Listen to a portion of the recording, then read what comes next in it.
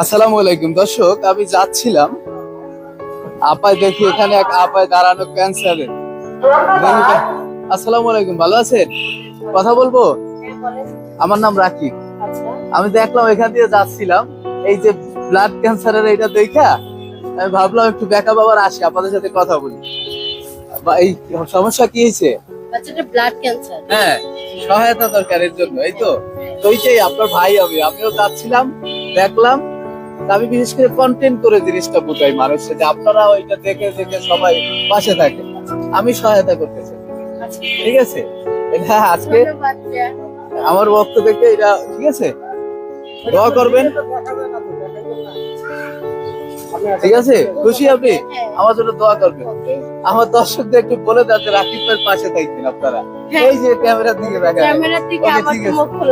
ওকে, ঠিক আছে। তো দর্শক, বিষয়টা হচ্ছে আমাদের সবাই, যেমন আমি যাচ্ছিলাম দেখলাম ওনারা রাস্তার পারে, নাকি ভাই? দেখে আসলাম। এইভাবে আমাদের মানবতা সেবা করতে হবে প্রতিটা মানুষের।